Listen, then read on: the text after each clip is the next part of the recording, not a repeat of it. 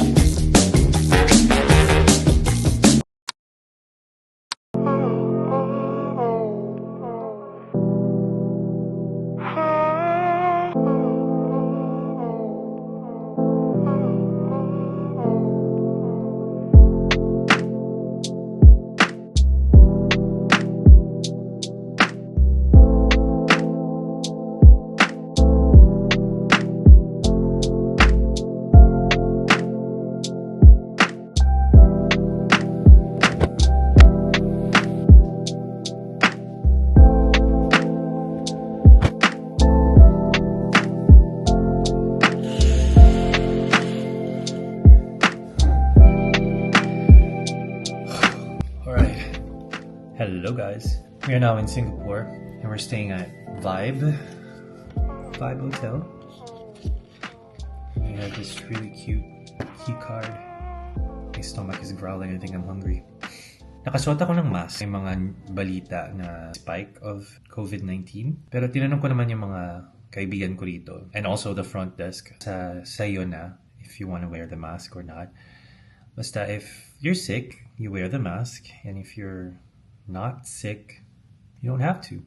We are in Singapore because dito kasi nagpapa-hospital yung nanay ko. She needs to come back to Singapore every 3 months or 4 months for her checkup. Also, my dad's doctor is here in Singapore, so madala sila dito sa Singapore. I might as well make this visit a purposeful one, an intentional one. I did my research about this certain therapy. It's called hypnotherapy. It's kind of like a talk therapy, but you will be under hypnosis. Under hypnosis ba ang term dun? That's one of the reasons why I'm here in Singapore. Lately, the thoughts are just spiraling. I'm stuck in this loop of like, for a few months you feel good, and then the next month you're not. And I'm just being proactive. We have a therapy tomorrow at 12 p.m. I think it's in Bukit Timah. I dropped my parents at the hospital. My dad said I don't have to be there. Might as well take advantage of it. Where do we go? Sabi nila 28 degrees ngayon. Mainit pa rin. Oh, hold on. Yes? Yes, I did. Hello. Hold on. It's okay. I can also extend this. Okay. I No, it's okay. I'll help you. Thank you. Okay. Okay, and then that.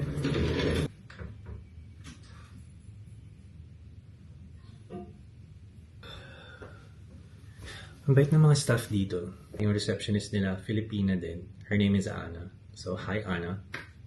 From the Philippines. I think we got upgraded as well. Lalabas tayo ngayon. Let's take advantage of this free time that we have.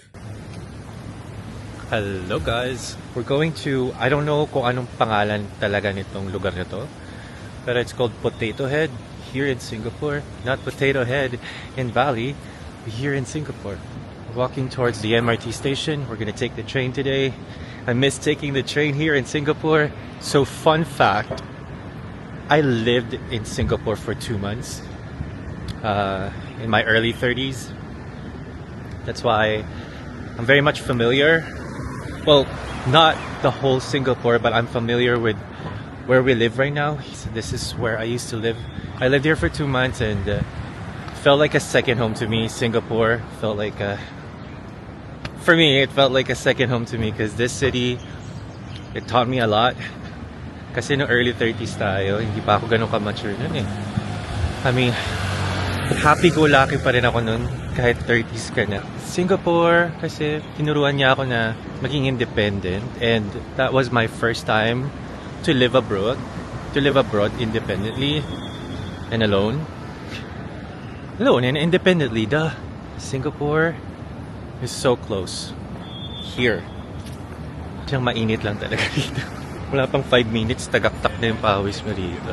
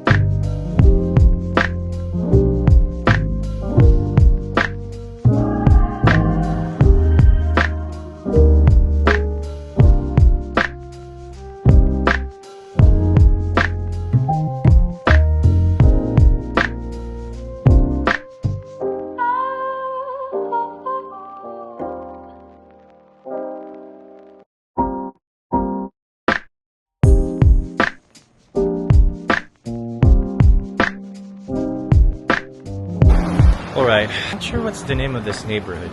Pinin ko lang is Potato Head. I think sarado na yung Potato Head. I just don't know what this neighborhood is called. Maybe I should ask someone. Anyways, let's go back to Orchard. Bago pa tayo matusta dito, talagang grabe yung pawis natin. Grabe yung init pa rin. Yun lang naman hindi nagbabago sa Singapore, yung init. Hindi ko alam kung nagpapatusta ba ako o nagpapasteam ako. Ano ba? Nasa oven ba tayo o pinapakuluan tayo? See, they're so courteous and kind here in Singapore. Pinatawid niya tayo. Sa Pilipinas yan. Nako! Let's ride that train back to Orchard. And then, palamig muna tayo, pa-aircon muna tayo. Okay? Alright, I'll see ya. Hello guys! Nandito na ulit tayo sa Orchard. May gusto lang akong balikan yung lugar kung saan ako nakatira noon. So, nandito tayo ngayon sa Scotts Road. And, maaaliw kayo rito. Diba, mall to, Scotts Square. Magugulat ka. So, papasok tayo dito sa mall na to. So, aakyat tayo ngayon ng 2 floors up. Hindi tayo galing sa baba, diba? So, magugulat kayo. Andito yung bahay ko. Hindi ako nakatira sa condominium. Hindi ako nakatira sa building na to. Magugulat lang talaga kayo sa dyan. So, on the 5th floor, go straight ahead, and voila. Na-amaze lang talaga ako dito. And voila! Diyan ako nakatira nun. Sa Kimsha Court. Ito yung lagi kong dinadaanan from work. Kimsha Court. tayo sa building 1. Wala lang. Reminis ko lang. Yung mga late nights. So many memories.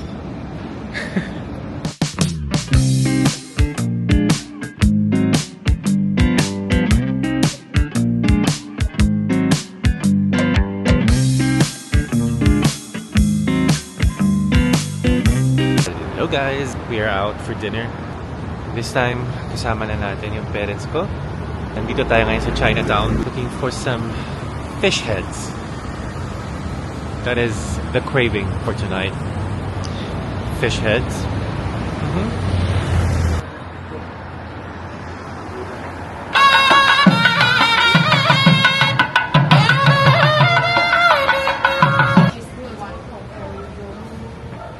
Instead of fish, maybe this one. Hello guys, good morning. Did you all miss my puffy face in the morning? Today we are going to the hypnotherapy. That is the reason why we're here. I'm looking forward to it. I'm not gonna lie, I'm feeling a little bit anxious, but I'm also excited, you know, and hopeful. This is something that I've never tried before. I'm gonna bring you guys with me. It's gonna be an emotional day. That's part of it. Going to Paragon because we need cash and we also need coffee. Well, there's coffee at the hotel, but wala lang, maarte tayo eh.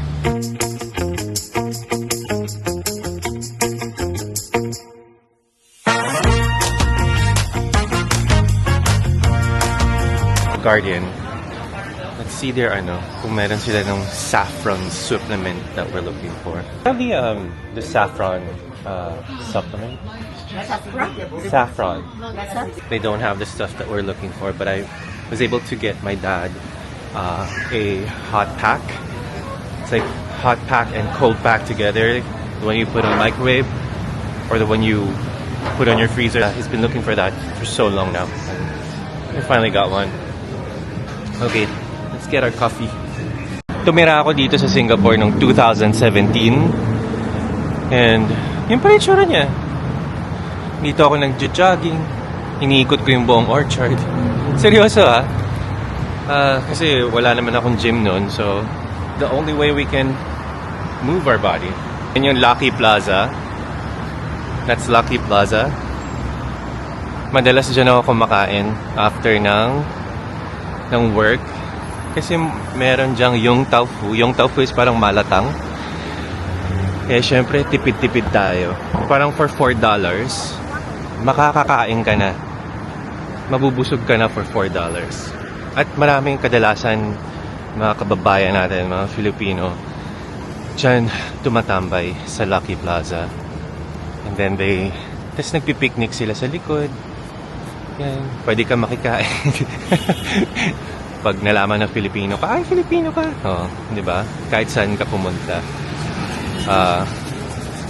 We'll always help each other. I slept for 10 hours today. Ang galing, no? Kasi hindi tayo nakatulog kahapon. Hindi tayo nakatulog nung flight natin papunta rito sa Singapore kasi nga 5 a.m. yung flight. So bumawi yung katawan natin kagabi. Nakatulog tayo ng 10 hours. That was good. That's always good that we get that kind of sleep. I know some of y'all, 10 hours too much. I know, but for me, that's a blessing. That is a gift whenever I get that kind of sleep. More than 6 hours of sleep or 7 hours of sleep. That's a blessing for me. And I'm grateful for that. Perfect timing because we're gonna do this therapy today. Have a clear head, clear mind going to this therapy. I'm just opening my heart to possibilities. We're just gonna shower and get ready for the whole day today. Okay. I'm ready.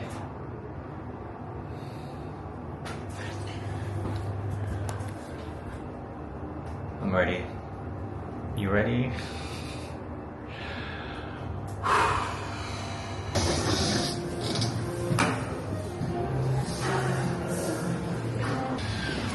Hi.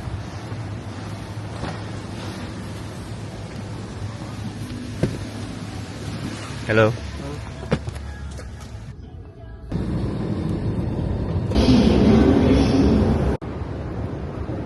you want to say hi? No. Oh, hi. This is Dr. Just call me Dawn, would you? Doc Don. There you go. So, I just finished my therapy. Of course, I didn't film that inside because it's confidential. But basically, the therapy I can't explain what I feel. And I don't know how to explain the process. Maybe you can just do your research about it. Just look at it. Am I gonna do it again? Yes. I was gonna enter the garden. It started raining, so...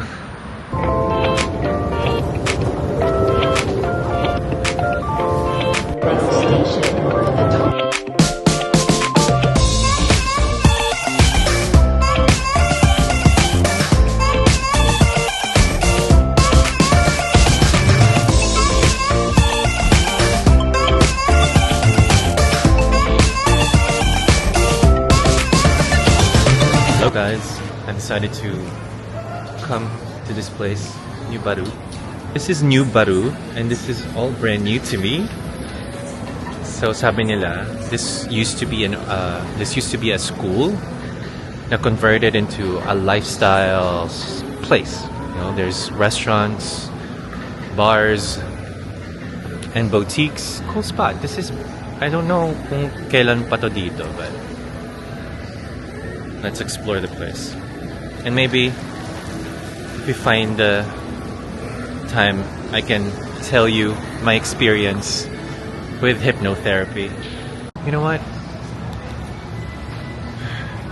I want me some croissant.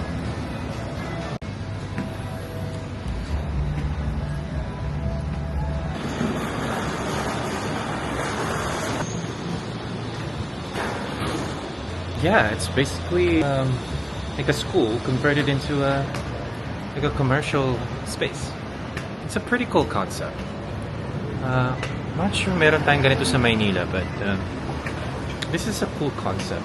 Nung school pa siya, ang ganda rin siguro dito nung mag-aral, no? Kasi maaliwalas, and I can't imagine the classrooms over there, and that used to be a classroom for sure. Maybe or a gymnasium. I don't know. Pretty cool concept.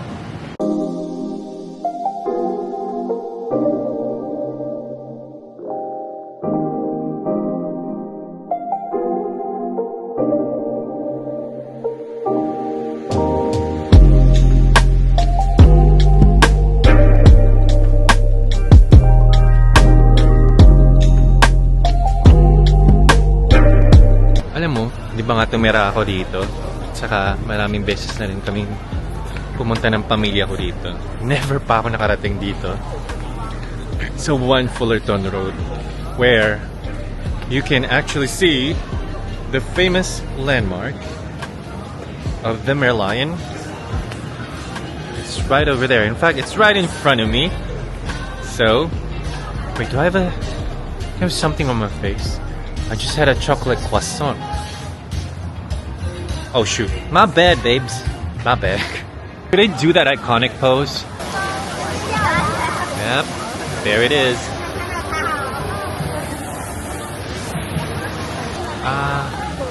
Yeah. Tastes funky. Let's go. Okay. Congratulations. We finally saw the Merlion. It's almost 4 p.m. now. I haven't had any laksa yet. That's what I want to eat. We're gonna walk to Ruffles. Kwento ko na rin sa inyo habang naglalakad tayo about my experience with hypnotherapy. Schedule was 12 p.m., right? Today, now it's already 4 p.m. And it's been like what? Do the math, guys. I'm not good with mathematics. Iba siya sa talk therapy eh. Kasi minimal lang yung i-open mo about task. Like, very vague. Focus niya goes direct to your subconscious. Parang it's gonna bypass whatever this is in front of your subconscious. When you hear hypnosis, like oh, that type of hypnosis that you see on TV and movie. No, it's not. You're in full control. There are tiny little changes from the way I think. I can remember everything. I can remember yung mga suggestion niya, what I should be free from. So that means I'm in full control. And I'm conscious. You can do your research, guys.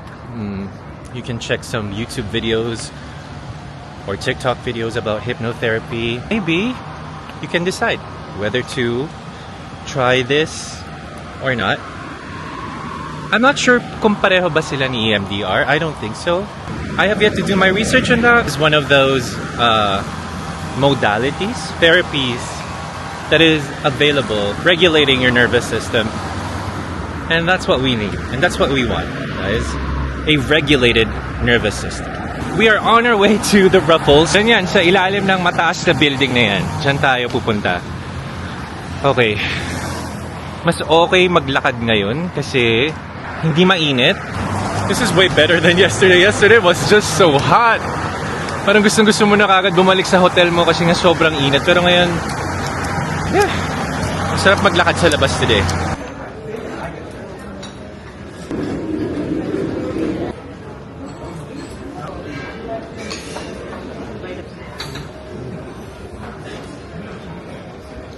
I was looking for laksa pero walang laksa. Din Tai Fung in it. When in doubt, Din Tai Fung. Tomorrow, uwi na tayo sa Manila. It's a very, very short trip. I'm not saying walang purpose yung ibang trip, but this one is more, that's my purpose. And as always, Singapore will always feel like home to me. Hello guys. Wala pala akong relo. Since it's our last night here in Singapore, maybe we could have a drink, just one, before we leave tomorrow. Surprisingly quiet tonight. Or maybe because it's a Wednesday night.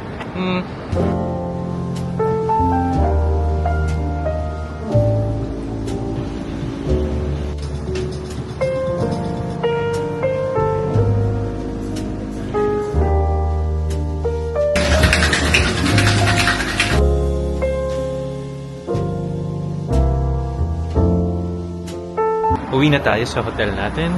Alam mo naman, kasama natin yung mga seniors. So, we have to leave early.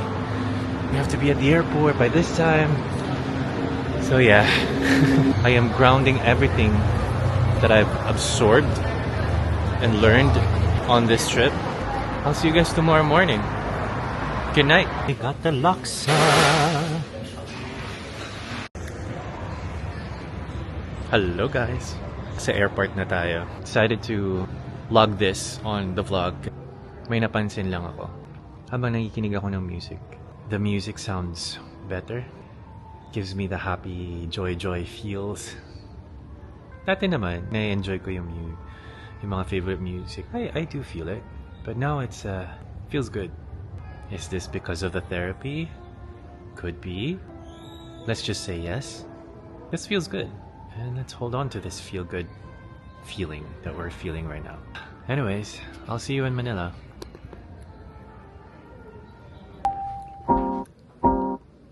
Hello guys! Singapore was exactly a week ago. Also been a week since we had our hypnotherapy. I'm just gonna share to you some changes that I've noticed. Nandiyan pa rin yung mga thoughts, nandiyan pa rin yung the triggers of life. But I've noticed that doesn't cling too long. You'll feel your emotions, but not too intense. The music sounds better, crisper, brings so much emotions, the feel-good ones. Going to attend another session. But here in Manila, we can also do our part in making ourselves feel better. There are ways to regulate our nervous system. Breath work, or 2 inhales, and then long exhale. You can also journal. Wala kang someone to talk to vent out. You can always journal and write it all down. You also feel lighter. If you need help, there's nothing wrong with seeking help. We're only human beings. First time lang natin mabuhay sa mundo, so we're all just trying and learning. And please don't judge yourself. Never ever judge yourself. Instead, show love to every parts of you that needs loving. Meron ako napanood na video, TikTok. I wish I could give them credit, pero nakalimutan ko yung pangalan. If you catch yourself overthinking about the future, Just tell this to yourself. Your future self will know what to do. That was such a mind-blowing perspective for me. Why would I worry on something that hasn't happened yet? I know that my future self will know what to do because I trust myself and I know myself. Everything is perfect. You just gotta let go and let life be. Let things unfold on its own. Anyways, salamat at nakarating ka sa part ng video na to. And thank you for coming with me to Singapore. And thank you for watching all my videos. Please do subscribe. Click mo lang. Click mo na. Subscribe button right there. And then you can also like this video and you can also share this video. Once again, thank you so much for watching. My name is Kian. Peace and love, everybody.